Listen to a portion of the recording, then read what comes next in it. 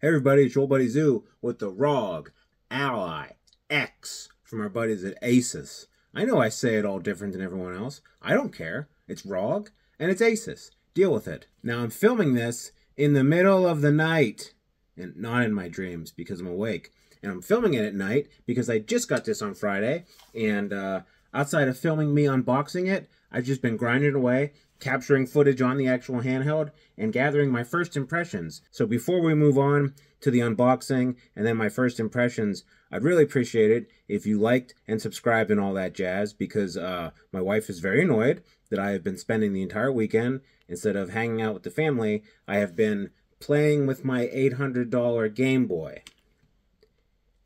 She's not wrong.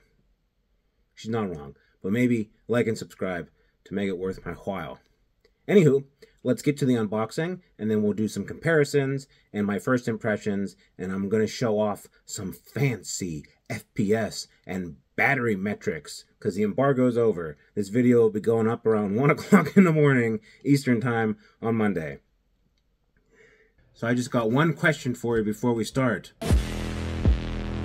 Are you ready for it? Kids have been listening to a lot of Taylor Swift lately. It's not bad. Hello. Alright, let's just do a little bit of an unboxing here. Maybe I'll just shut up and we'll just open it. Boy, this is slick. Premium. Ooh, quick instructions. The handheld itself. Oh my. Look at that. You have, well, there goes the warranty. Little dock, I guess, this can sit on. It's kind of neat.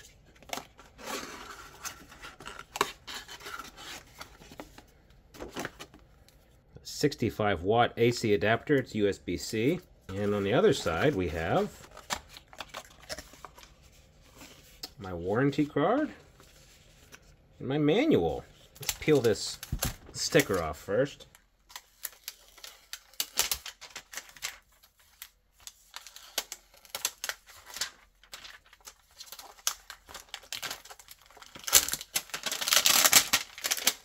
Get off the sticks. Unboxing, check. Next up is controls and ergonomics. And the controls on this are really, really nice. Now, I don't have an original ROG Ally. I got the Ally X. I didn't get the first one. I held an Ally for a hot minute at CES, but I don't remember what it felt like. But this feels good, I'll tell you that. The sticks, they have a really good rotation, and they have like a little bit of resistance to them. They don't fight you, but they're definitely not just like, oh, I'm over here, I'm over here. There's some tactile pushback, and it makes for a more precise stick, at least in my experience so far. They're really nice. There's a little depression for your thumb, and there's this textured, like, it's almost like a little Hot Wheels texture to it.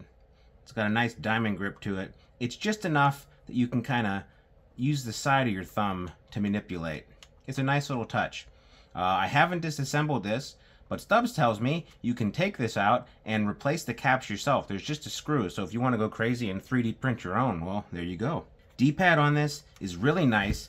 It's an 8-way kind of style. It kind of actually reminds me, and I might be the only channel that is comparing the Ally X D-pad with the Z1 Unicorn D-pad, but it kind of reminds me of that, except a little bit better. And naturally, it should be better because this is $800. Your face buttons, they're clicky, but they're not too clicky, right?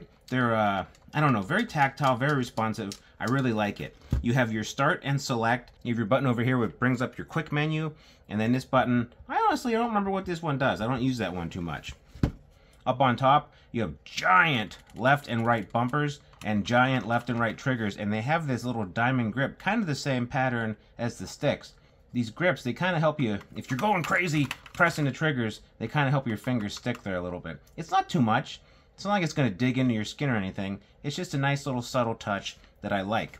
So new on top is the addition of a regular USB-C port and then this Thunderbolt USB-C port. I actually used this port with an external hard drive to load a bunch of games on my SD card for ROM testing, and it was very, very fast. I probably didn't max out because I did have an adapter, but it's very fast. I don't know if it's fast enough to use an eGPU, which is something that the previous Ally had, but I don't know. Maybe if I buy one or some random company sends me one, I'll be able to test with that. You got your volume on top, not too crazy. Your SD card. Now they redesigned the thermal flow. The whole thing has been redesigned, but they redesigned the thermal flow so you're not, hopefully, because I bought a new SD card for this. Hopefully, it's not going to fry your SD card like the old one did.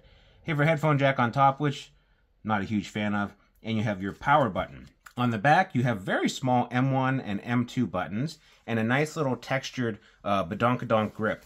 I really like the grip, and I really like the size of these buttons, because I'm not huge into M1 and M2, even on the Steam Deck, and the fact that these are small means I'm not accidentally pressing them. They're there, I can feel them, I can get to them with my middle finger easily enough. It's not like it's this crazy tall button that I'm constantly hitting with my fingers. The power button, by the way, is also a fingerprint reader, and it's super accurate, and it gets me into the system every time. I haven't even had one screw up with it yet, which is pretty good. As I mentioned before, this takes you to your command center, and oh buddy, there's a lot of stuff you can edit in here. You can change your operating mode. You can go from, let's see here, 25 watts turbo. It'll actually go up to, I think, 30? I plugged it into the 100-watt charger I have at work, and it did. It bumped up to, I think, 30 watts, and you can eke out even more performance. It's drawing all the power at once, and so you get a little boost. You can change your control mode, you can do your profiles, turn your keyboard on, although compared to like the One X Player 2 Pro, anytime I press text on here, the keyboard shows up. This has the most, I guess, unobtrusive, intuitive on-screen keyboard out of any of these x86 or Linux or, you know, just basically portable computer handhelds I've tried. You can change your FPS stuff, you can turn on 3 different layers of monitoring, and a really cool thing, which helps a lot with some marginal games, you can bump your resolution down to 720p and then turn on AMD RSR. And what that does is you're running at 720p, but it kind of dynamically upscales the picture closer to 1080p. So if there's a game that's just not cutting it at 1080p, bump it down to 720 and try this RSR. We'll address this and some of these other settings in a future video, but for now, this is just a first impression, so we're just going to touch on some of these things and expound upon them in the future. Let's get back to 1080p. As far as comparisons, I think the big comparison is going to be with the Steam Deck, and we're going to get into it in What Did We Learn, but this is similar to the Steam Deck in more than just physical size and kind of layout, but we'll save that for later. As you can see here, the Ally X is a little bit smaller than the Steam Deck. It's obviously a squatter. It's a little bit thicker in more ways than one, both in actual physical size and because the Steam Deck has much bigger badonkadonks. I know there's a ton of people out there that say the Steam Deck is the most comfortable big handheld, but I don't know. Even with these big badonkadonks, to me, it's fine. It's fine, right? But I really like this. I like this better than the Steam Deck. There might be people out there going, you are full of crap, Zoo, but to me, it does come down to personal preference, but to me, this is probably the most ergonomic, big, chunky handheld I have. I think what helps is the overall redesign of the shell. The plastic, it's kind of matte. It does not pick up fingerprints at all. It's kind of grippy. It has nice rounded edges, exactly where you want them to be. The texture's on the back for these grips, so I never feel like I'm going to drop it. I think ergonomics-wise and button placement-wise, this is probably the most comfortable big handheld. So the main thing that I wanted to highlight on here that we weren't allowed to talk about until the non-disclosure agreement went away is battery life. This sucker sips battery. And it helps because the original had a 40 watt-hour battery. This doubled it to an 80 watt-hour battery. That, coupled with some of the low TDP gaming you can do, you can go down all the way to 7 if you really, really want. 7 on here is really situational. There were situations where I was trying to test 7 watts and I was going back and forth between the game and like OBS, and Windows started to stutter a little bit just because you were on that low of a power draw.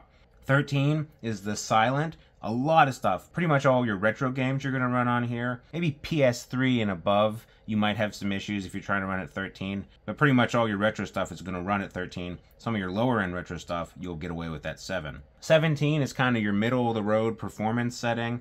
You're going to get a lot of good results on here. You can play PlayStation 3 on here at 17. You can play a lot of your medium strength titles. Now, the 25-watt turbo setting and above, you can play a lot of AAA games and get 60 FPS. You might need to adjust your graphics fidelity down a little bit, maybe go down to medium or in some cases low. If you guys are interested, shoot me some games you want me to test. But if you want to know right now, I would say try to figure out how it played on the Ally and then maybe add 10% more boomph. Because this refresh has added more RAM. The RAM they added is faster. Despite the fact that it's the same form factor and shares a lot of similarities with the original one, everything is just a little better. But the main thing that's better is that battery. I tell you what. So right now you're watching some sped up footage of me playing Dark Deity earlier in the day. I played for about half hour, 45 minutes, and I'm not going to show all the footage, but suffice to say, it went down around 1 to 2% every 10 minutes. So you can extrapolate that as you will, but the main point is if you're playing some of these indie things at 7 watt, or maybe you bump it up to 13 or heck even 17, you're still going to get a ton of gameplay out of here before you start to say, where's my charger cord? Oh God, where's my charger cord? And if you do have to bump it up to 25 and you're really burning through the battery, another neat little benefit is that this charges really fast on the included 65-watt charger. But if you do have a 100-watt charger, this thing will go from almost dead to back into game real quick. Very, very fast charging on this. Now this is a Windows handheld and it's running Windows 11 as you can see here from the little taskbar. But ASUS, to their credit, have done a really, really good job in taking, I guess, all the good things about having a Windows 11 handheld and minimizing all the negatives. And one of the ways they're doing that is through the Armory Crate little front end here. Now you see here I've added all my emulators, so I don't need to use EmuDeck if I don't want to. Now I could, I did, but if I want to have a more unified experience, I can just add my emulators right here. It's really easy to do. You press your Manage Library button, you add a game to the library. I did it off camera, but you basically hit the left or right button and you open up File Explorer and you just find the executable. So let's add CMU here. Okay, we're done. And boom, it's right there, ready for me to access immediately through Armory Crate. So say I'm done playing Midnight Suns and I got a hankering for some NCAA football 2014. I just go to RPCS3, hit A, it's loading. Get my NCAA football going.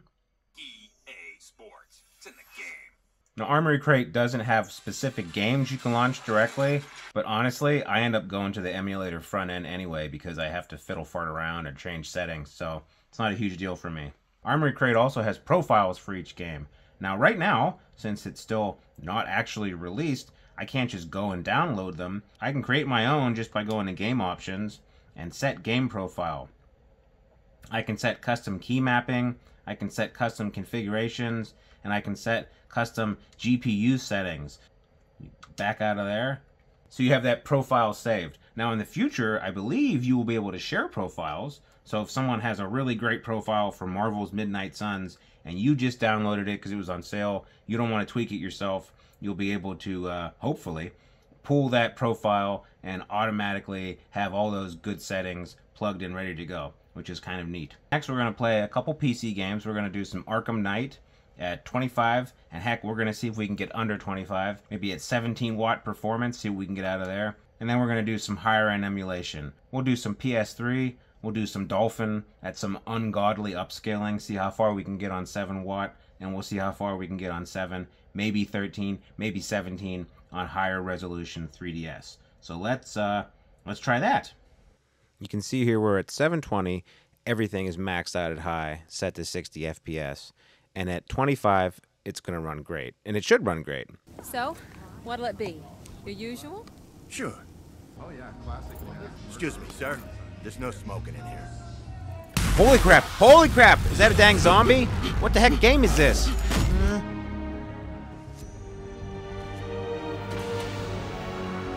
So I feel like this is a vulgar display of power to set it at 25.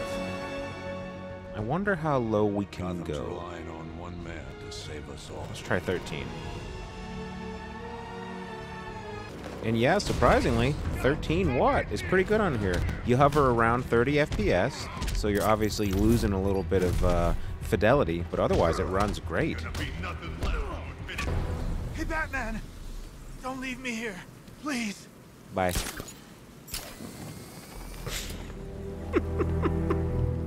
So for PlayStation 3, I had to bump it up to 17 watt, but I am running it at 1080p. Easy. I made a custom guy who is 7 feet tall and 400 pounds. His name is Zoo Reviews. But yeah, it runs great at 17 watt, and you're going to get a lot of gameplay out of this on the battery. Touchdown! So for GameCube, I'm running at 4x resolution, which is excessive. Now I did have to bump this up to 17 at that 4x resolution, but if you go down to 13 at maybe 720p, it runs great. I wouldn't recommend 7 watt for this. It's drawing too much power. Whee! Run along now. That was a superb trip. Yeah. Drop by my office and I'll give you the key to the city. Hop in, Junior. In another vulgar display of power, we're going to run 3DS at 5x resolution. I wouldn't normally do this, but we are trying to benchmark. And at 7 watts, it runs okay. It gets a little in transition, so I'm going to bump it up to 13.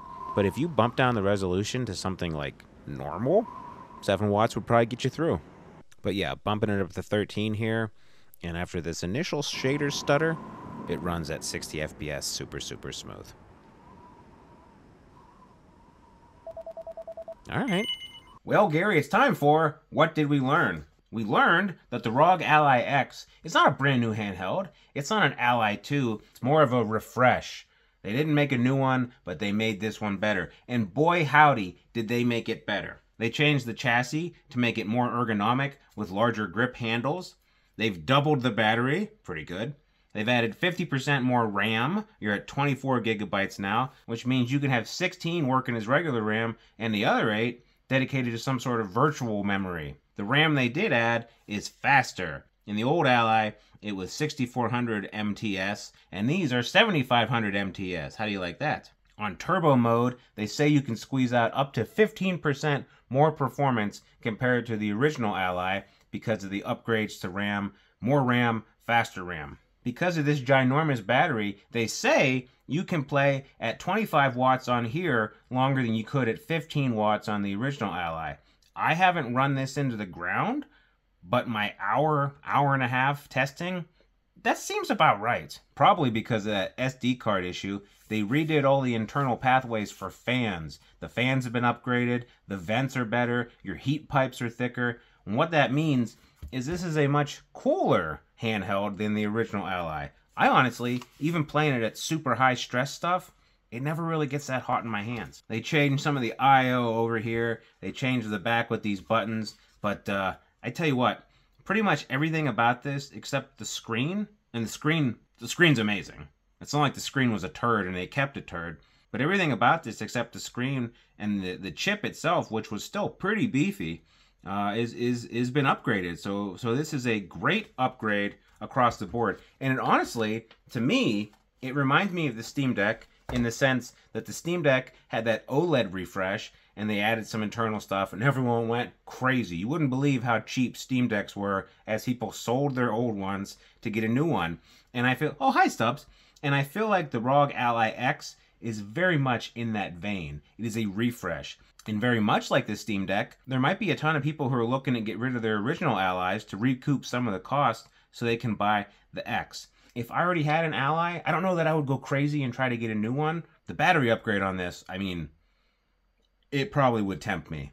Seriously. Because doubling the battery on a big beefy handheld like this, that's a big deal. But if you already have an Ally with that Z1 Extreme chip, it's not a must-buy, I don't think, unless you really need a bigger battery, and that battery is a huge upgrade. If you don't already have something of this power caliber and you want it, I would say yeah, go ahead and try to get it if you can. One thing I will mention, and I don't want to make a huge deal out of it because God knows it's been done to death, is ASUS and their return issues. So Gamers Nexus did that video, and we too long didn't read. It wasn't great.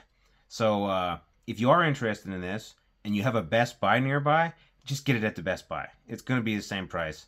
And if something goes wrong, you take it back to the Best Buy and you say, give me my money back. Or give me a new one. And they'll say, okay, you don't got to put it in a box and mail it to Asia somewhere.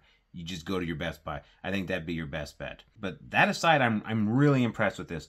I think ergonomics wise, it's probably the most comfortable, ginormous, super chunky handheld I've ever held, including the Steam Deck. And I just like it. Now this, just by dint of the time crunch that I had, is a relatively short review. Stubbs, right there, is going to have his long form review coming out a little bit later in the week. And then just be sure to leave in the comments like, Zoo, I want you to do this. Zoo, test this.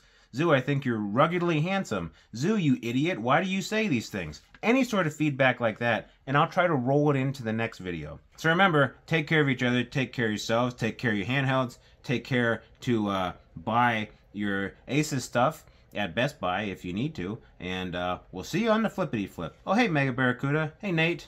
Hey, Dan.